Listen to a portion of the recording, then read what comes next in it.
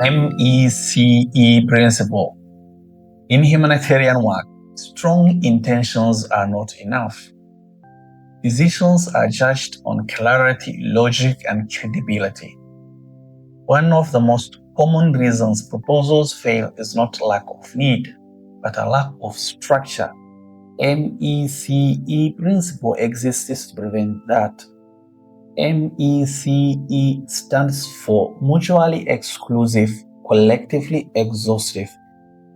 It's the quality control mechanism that ensures our analysis is both efficient and complete. Why MECE matters? While the Minto pyramid structures the argument and SCQA drives the narrative, MECE, mutually exclusive, collectively exhaustive, acts as a quality control mechanism. Humanitarian reports often suffer from crumbling narratives, overlapping categories, and missing elements. To a donor, this signals risk of double counting, risk of gaps, risk of inefficiency. MECE is how we remove that risk.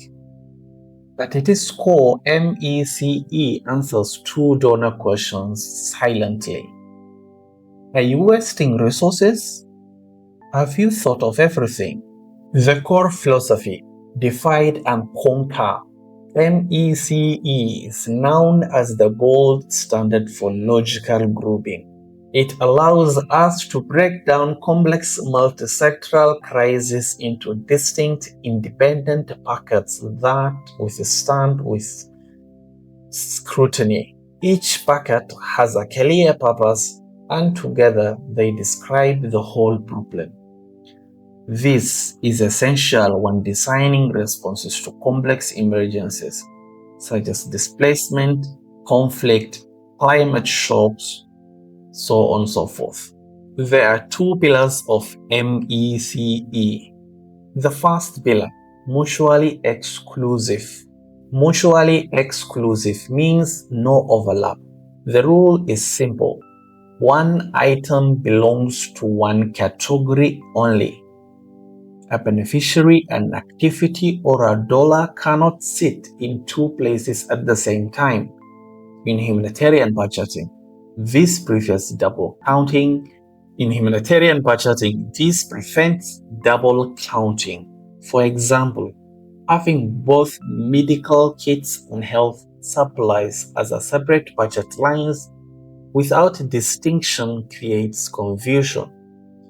MECE structure forces clarity, such as separating trauma kits from routine immunization supplies, so on and so forth. When categories overlap, donors suspect inefficiency even if none exists. The second pillar, collectively exhaustive. Collectively exhaustive means no gaps. When all categories are combined, the entire problem must be covered. Nothing critical should be left out. Typical example, North Darfur response analysis. When evaluating complex emergencies, MECE is used to categorize interventions without redundancy.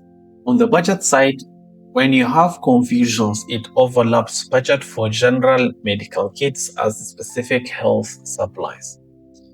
But when you have MECE compliance case, there are distinct line items for trauma kits, emergency, routine immunization, and preventive.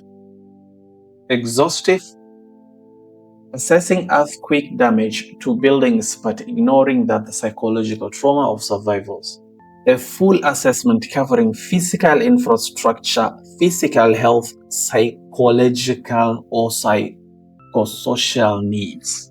MECE as a red pen tool. For senior analysts and communication leads, MECE functions as a final audit before submission. First, you need to audit if there is any overlap. If two pillars sound similar, they are competing for the same mental space and weakening your case. Second, audit for gaps. Ask directly whether any critical dimension of the crisis has been ignored. By being mutually exclusive, you demonstrate precision. By being collectively exhaustive, you demonstrate that the requested resources are sufficient to address the full problem, not just fragments of it. MECE does not make work more complex, it makes complexity manageable. And you can use for all sorts of cases, starting from when you are working on questionnaire design, when you're working on the analysis of the data, and the last stage of the reporting. It ensures that humanitarian strategies or nonprofits at large are clear, defensible, and trusted under scrutiny. When donors see MECE thinking in writing, they see professionalism, discipline, accountability. And that's how good intentions become fundable, credible action.